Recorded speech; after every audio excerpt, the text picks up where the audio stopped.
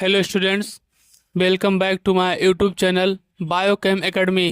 इस चैनल में आपका स्वागत है। इसमें बताया जाता है हम लोगों को, अभी तक हम लोगों ने वर्धी कोशिका या फिर कायिक कोशिका के बारे में पढ़ा था। आज हम लोग जानेंगे किसके बारे में, जनन कोशिका के बारे में। ठीक है, तो इसमें बताया क्या जाता है कि जनन कोशिका क्या होती है, कैसे कार्य करती है। ठीक है, तो बताया था इसके पहले आकृति के बारे में बताया जाता है। इसके बारे में बताया इसके आकृति या फिर आकार के बारे में क्या बताया जाता है कि प्रारंभ में यह लेंस किस आकार से, लेंस आकार से होते हैं। जैसे लेंस होता है, आपने देखा होगा जो पारदर्शी से दूरदर्शी के लिए होता है, या इस एक ये तो इस तरीके से जो दूर दृष्टि के मतलब कि नजदीक, दूर की उसमें नजदीक दिखाई देती है। एक लेंस आपने देखा होगा जो इस आकृति में होता है, मतलब नीचे की तरफ ऐसे दूरबीन की तरफ होता है, नीचे लगा के देखा जाता है।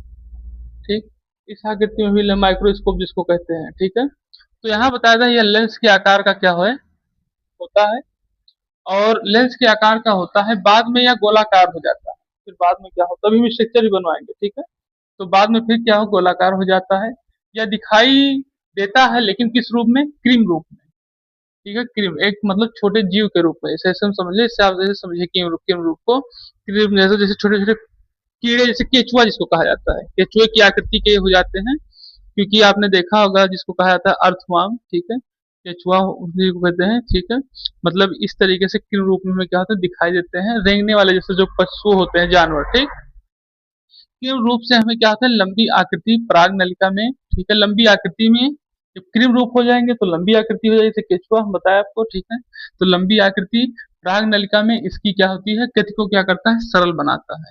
जब ये गति करते हैं तो उसको कौन सरल बनाता है, पराग नलिका। ठीक है, लंबी आकृति पराग नलिका में इसकी क्या करती है, गति को सरल बनाया जाता है। फिर बता दें कोशिका द्रव, अभी हम आपको बता रहे कोशिका द्रव क्या होता है। ठीक है, तो बता दें कि कोशिका द्रव कम होता है। सभी सामान्य कोशिकांग, कोशिकांग भी आपको बता रहे हैं क्या है, सभी सामान्य कोशिकांग क्या होते हैं, इसमें उपस्थित होते हैं। फिर आगे क्या होता है कि केंद्रक विभाजन द्वारा नर युग्मों का क्या होता है, निर्माण होता है। और इसमें आपसे ये भी पूछा जाता है कि नर युग्मों का निर्माण किसके द्वारा होता है, तो ठीक, आप बता सकते हैं उसको किसके, केंद्रक के द्वारा। वो भी किसके केंद्रक के द्वारा, जनन कोशिका के केंद्रक के द्वारा क्या होता है, नर युग्मों का निर्माण होता है। ये आपको इसमें बताया गया है। अब इसमें हम आपको भी बता रहे हैं कोशिका द्रव के बारे में। ठीक है, वो क्या बताएंगे, कोशिकांग के बारे में हम समझेंगे कि क्या होता है, और फिर इसके बाद इसके हम फिगर को समझेंगे। छोटे छोटे मतलब इसमें जो बताए जाते हैं कि किस तरीके से इसके बाह्य चोल होते हैं, अंतः चोल होते हैं, कैसे ये लंब आकृति में, या जो यहाँ बताया गया कि पराग नलिका होती है, और साथ साथ कोशिका द्रव क्या होता है, मतलब ये जो कृमि रूप से लंबी आकृति पराग नलिका में ऐसी गति को सरल बनाता है, ये किस तरीके से लंबे आकृति में होते हैं। ठीक है, हम लोग इससे क्या करेंगे, पार्ट के बारे में भी समझेंगे। ठीक, तो चलिए हम लोग सबसे पहले तो ये जानेंगे कि इसमें कोशिका द्रव क्या होता है। ठीक है, क्या जानेंगे, कोशिका द्रव के बारे में। ठीक है, चलिए हेडिंग डालिए कोशिका द्रव।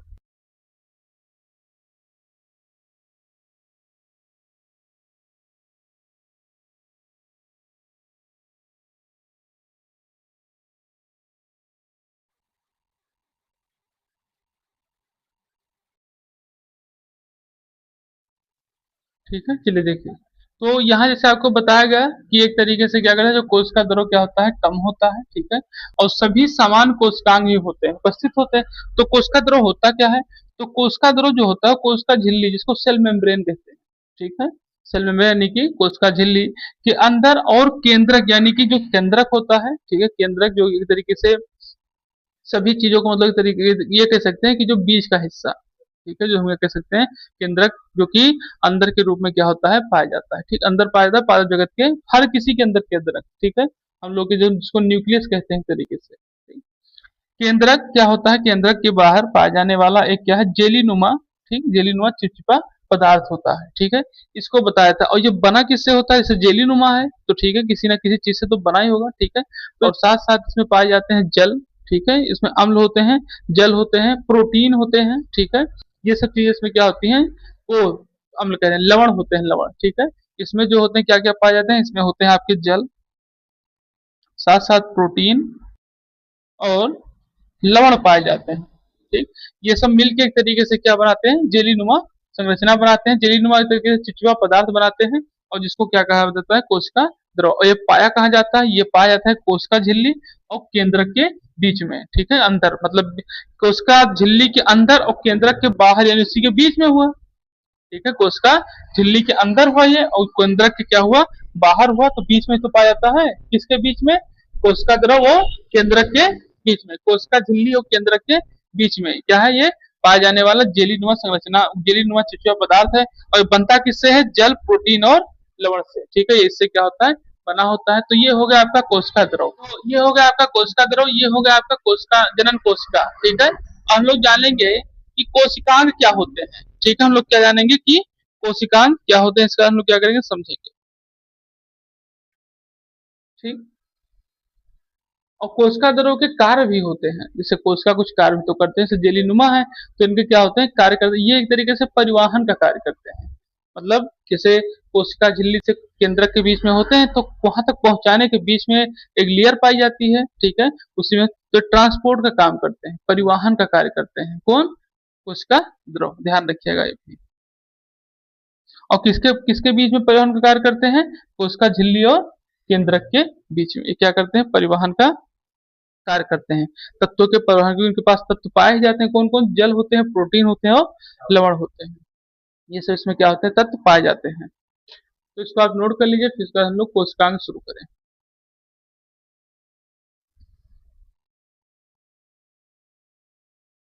यहाँ बताया जाए कोशिकांग के बारे में, क्या बताया जा रहा है कि कोशिकांग होता क्या है, तो कोशिका के भीतर मौजूद वह एक विशिष्ट छोटी संरचना होती है। विशिष्ट संरचना यानी कि बहुत ही, जिसको कह सकते हैं तरीके से महत्वपूर्ण, महत्वपूर्ण या वीआईपी इसको कहा जाता है। ठीक, तो एक विशिष्ट छोटी संरचना है जो हमारे भी शरीर और साथ साथ पादप जगत में भी क्या है, कार्य करती है। हमारे शरीर में भी कोशिकांग है। ठीक है, कोशिका के जो अंग के रूप में कार्य करे वही कोशिकांग। ठीक है, के अंग की तरह क्या करता है, के अंग की तरह ही कोशिका के लिए क्या होता है, विशेष कार्य करते हैं। मतलब ये कोशिकांग वो होते हैं जो कोशिका के लिए क्या होते हैं, कोशिका के लिए एक अंग के रूप में कार्य करते हैं। कोशिकांग वही होते हैं जो कोशिका के लिए क्या करते हैं, एक अंग के रूप में कार्य, जैसे हम ही लोग हैं, अभी हाँ मम्मी पापा कुछ कहें इसको करना है तो लोग करते हैं, नहीं करते, तो बस उसी तरीके से तो जो कोशिका कहता है और कोशिका के जो अंग के रूप में क्या करे, कार्य करे, यानी कोशिका आर्डर दे और उससे अंग उसका कहा माने, उसी को क्या कहते हैं, कोशिकांग। इसी तरीके से पादप जगत में भी होता है। ठीक है, अब इसके कुछ और चीजें हैं, क्या की चीजें होती हैं, जैसे इसमें क्या क्या चीजें आती भी हैं, जैसे इसमें आपके आती है माइटोकॉन्ड्रिया, केंद्रक, ये सब मतलब हम लोग बायो उसमें पढ़ेंगे, शरीर में भी हम लोग समझेंगे तब, लेकिन आपके पादप जगत में इस तरीके से कोशिकांग को क्या कहता है, व्यक्त किया जाता है। यानी कि कोशिकांग उपस्थित होते हैं, देखिए जो बताया गया ना कि सभी सामान्य कोशिकांग क्या होते हैं, उपस्थित होते हैं, तो सभी सामान्य कोशिकांग इसी तरीके को व्यक्त करता है। ठीक है, इसी को व्यक्त करता है कि ये क्या होता है, इनके अंदर सभी समान कोशिकाएं उपस्थित होती है, इसका मतलब ये भी कोशिकांग इसके अंदर जो है वो उन्हीं के अंगों के रूप में क्या करते हैं, वो कार्य करते हैं। मतलब जो कोशिका कहती है पादप जगत के, उसको उनको क्या करना पड़ता है, कार्य करना पड़ता है। तो ये बताया जाता है आपको कोशिकांग के बारे में। ठीक,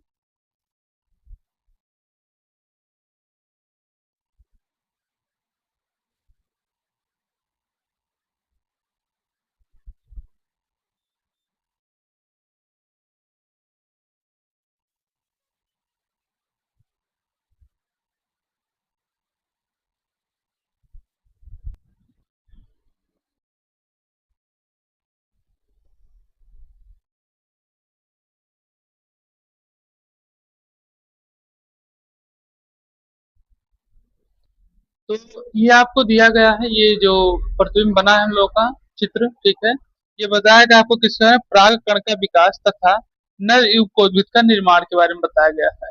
ठीक है, नर युग कोद्भिद के निर्माण के बारे में बताया गया है, जिसमें सबसे पहले किसको देखेंगे, ये आपका पहला ए है। ठीक है, ये बी है, ये सी है और ये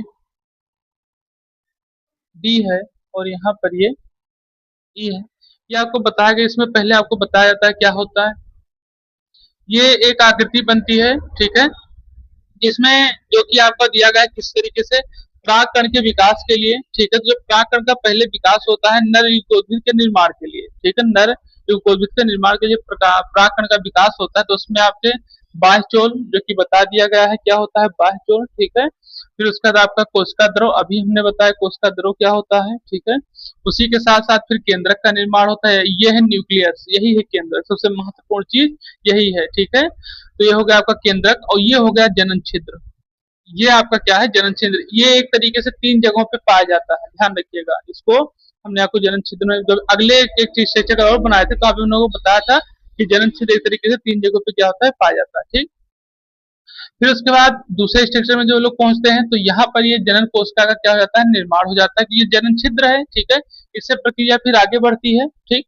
प्रक्रिया की आगे बढ़ती है, यानी पराग कोष और वर्तिकाग्र, जो एक तरीके से पराग कोष और परागकण क्या होता है, एक तरीके से अपना कार्यरत रहते हैं, ठीक है, फंक्शनल करने का कार्य करते हैं। फिर यहाँ पे जनन कोशिका की व्यवस्था होती है, ये जनन कोशिका मतलब यहाँ पर एक तरीके से जनन की प्रक्रिया चालू हो जाती है, और इसमें भी आपके अंतःचोल पाए जाते हैं, मतलब इसमें भी अंतःचोल होता है, ये जो है ये अंतःचोल है, ठीक।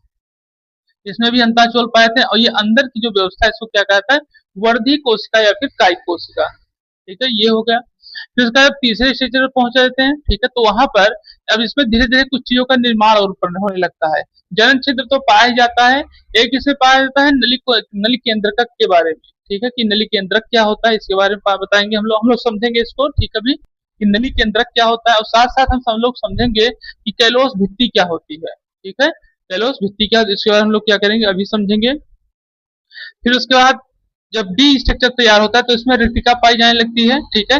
इसका मतलब यहाँ ये बताया जा रहा है कि अब इसकी प्रक्रिया एक तरीके से कंप्लीट होनी शुरू हो चुकी है, ठीक है। तो ये हो गया, और डी स्ट्रक्चर में आप देखते हैं ये इस आकृति में पाया जाता है, जैसे कि अभी हमने आपको बताया था कि जनन कोशिका जो होती है उसकी आकृति जो देखी जाए तो माइक्रोस्कोपिक की आकृति की होती है, ठीक है, ये भी हमने आपको बताया था। तो यहाँ पर ये आपका क्या होगा, कैलाश कैसोल प्लग के बारे में बताएगा, ये पराग नलिका बताई जाती है, ये नर युग्मक है, ये उसको क्या कहते हैं, नली केंद्रक बताया जाता है, और ये गाढ़ा कोशिका द्रव होता है। कोशिका द्रव भी हमने जो आपको बताया था, ठीक है, तो उसमें आपको बताया था कोशिका द्रव एक तरीके से चिपचिपा पदार्थ होता है, क्योंकि इसमें क्या क्या चीजें पाई जाती हैं, जलीय पाए जाते हैं, प्रोटीन पाए जाते हैं, लवण पाए जाते हैं, ठीक है। ये सब चीजें पाए जाने के कारण क्या होता है, तरीके से गाढ़ा चिपचिपा पदार्थ के रूप में चीजें क्या होती है, पाई जाती है। तो ये हो गई आपकी व्यवस्था होगी, किसकी व्यवस्था, परागकण के विकास की, मतलब परागकण किस तरीके से क्या होते हैं, परागकण किस किस आकृति में या किस तरीके से क्या करते हैं, विकास करते हैं, उसकी व्यवस्था हो गई। और किसके लिए, नर एवं पौधमित के विकास के लिए किस प्रकार से विकास करते हैं उसके बारे में क्या से बताया गया, ठीक है। अब इसमें कुछ चीजें ऐसी टॉपिक के, जैसे आपका क्या होगा, नली केंद्रक क्या होता है, कैलोस भित्ति क्या होती है, कैलोस प्लग क्या होता है, इन सभी चीजों को हम लोग क्या करेंगे, समझेंगे कि ये किस तरीके से इसके अंदर पाया था और कैसे इसके लिए कार्य करता है, मतलब महत्वपूर्ण कार्य करता है इसके लिए, ठीक है। किस तरीके से इसकी यहाँ पर मतलब इस स्ट्रक्चर में कैसा इसका उपयोग है, इन सब चीजों के बारे में क्या करेंगे, समझेंगे, ठीक। चैनल को लाइक करें, सब्सक्राइब करें, शेयर करें और कमेंट करें। The top important concept is coming up next. Subscribe now to the Biochem Academy. Don't miss it.